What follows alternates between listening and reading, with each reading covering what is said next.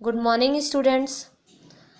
Students, in my previous video, I have done chapter 12 and question answer and exercise work I have given in WhatsApp group. So please do neatly. Now we will start new chapter. Our new chapter is पाठ 13 इच्छा शक्ति का कमाल। ये एक कहानी है। ये एक कहानी है जापान के बारे में। ठीक है। जापान संसार के जाने माने देशों में एक है। इसके इतिहास में अनेक ऐसी कथाएं मौजूद हैं जिनमें हमें कुछ खास करने की प्रेरणा प्राप्त होती है। यहाँ हम जापान से संबंधित एक ऐसी ही प्रेरक कहानी प्रस्तुत कर रहे हैं। एक बार कोरिया ने जापान पर हमला कर दिया। कोरिया की सेना बहुत विशाल थी। यूं कहें कि उसके पास लाखों की संख्या में सैनिक थे, जबकि जापान के सैनिकों की संख्या केवल हजारों में थी। इसी कारण जापानी सैनिक निरुत्साहित हो गए थे। मतलब उनके अंदर उत्साह नहीं रह गया था। उनका आत्मविश्वास खत्म हो गया था। वे आगे बढ़ने के बजाय पीछे हटने लगे थे। उनमें कोई भी सैनिक कोरियाई सैनिकों के साथ युद्ध करने के लिए तैयार नहीं था। उनका मानना था कि कोरिया की विशाल सेना से भिड़ना जानबूझकर अपनी जान से हाथ धोना है। उनका ये कहना था कि कोरिया की सेना बहुत विशाल है और उनसे भिड़ना मतलब अपने जान से हाथ धोना है। इसलिए सभी सैनिक जो है आत्मसमर्पण करने के पक्ष में थे। लेकिन जापान सेना का जो सेनापति था वो बहुत साहसी था और बहुत बुद्धिमान भी था।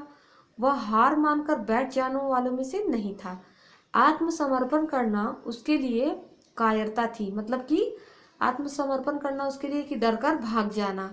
उसका मानना था कि आत्मसमर्पण से अच्छा युद्ध में लड़ते हुए शहीद हो जाना, यानी कि मर जाना है। सेनापति को अपने आप पर बहुत भरोसा था और वो मन ही मन सोच रहा था कि यदि हम सब पूरे जी जान से लड़ें तो हम लोगों की जीत निश्चित है। वह अपने सैनिकों में उत्साह भरने और उनके खोए हुए आत्मविश्वास को जगाने का उपाय सोचने लगा। अचानक उसे एक उपाय सूझा। उसने अपने सैनिकों से कहा, साथियों, हम युद्ध करेंगे, लेकिन पहले हम अपने देवता से आशीर्वाद लेंगे। वह सैनिकों के साथ युद्ध भूमि के रास्ते एक मंदिर के पास रुका।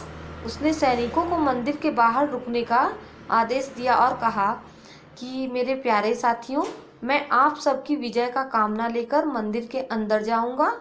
आप सब तब तक यहीं ठहरे। यह कहकर वह मंदिर के अंदर चला गया। कौन चला गया? सेनापति चला गया। थोड़ी देर बाद सेनापति मंदिर से बाहर निकला और बोला, मैंने आप सबकी कुशलता के लिए ईश्वर से आशीर्वाद मांगा है। अब हम देवता की मूर्ति पर चढ़ाया गया सिक्का से परीक्षा करेंगे। सिक्का चित्त गिरा तो हमारी जीत निश्चित है और हम युद्ध अवश्य लड़ेंगे, अन्यथा वापस लौट जाएंगे। इसके बाद सेनापति ने सिक्का उछाला। सभी सैनिकों ने सिक्का को उत्सुकता से देख रहे थे। सब लोग। सिक्का चित्त गिरा। उसे देखते ही सैनिकों में जोश उमड़ आया। जोश मतलब कि उन लोगों को मन करने लगा कि हम मतलब जरूर जीतेंगे।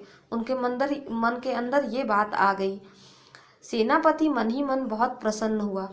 फिर उन्होंने नए उत्साह तथा आत्मविश्वास के साथ युद्ध भूमि की ओर कूच कर गए।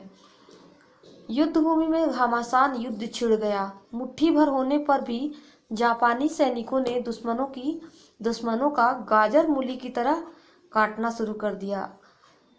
अंततः जापानी सैनिकों की जीत हुई। लास्ट में क्या हुआ? जापानी सैनिक जो हैं जीत गए। युद्ध समाप्त होने पर जापानी सैनिकों ने अपने सेनापति से कहा, सिक्के ने हमारा भाग्य ही पलट दिया।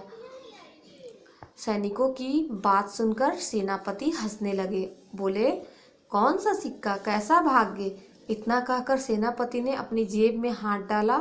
वह सिक्का निकालकर अपने सैनिकों की ओर बढ़ा दिया। सैनिकों ने उलट पुलट कर देखा, वे दंग रह गए। सिक्के के दोनों ओर चिट्ठी था। अब सैनिकों को यह समझते देर न लगी कि यदि मनुष्य की इच्छा शक्ति दृढ़ होती है तो वह असंभव को भी संभव बना सकता है। बच्चों, कई बार जब हम कोई काम करना चाहते हैं तो उसे मुश्किल या कठिन मानकर हम पीछे हट जाते हैं। उस समय हमारा आत्मविश्वास या काम करने की इच्छा शक्ति जो है कम पड़ जाती है। इसी कारण हमें असफलता का डर सताने लगता है।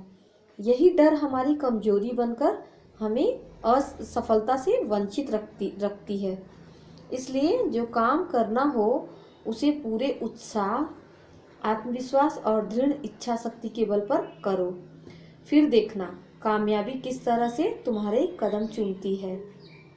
स्टूडेंट्स, इस स्टोरी को आप लोग ध्यान से पढ़ोगे लाइन बाय लाइन।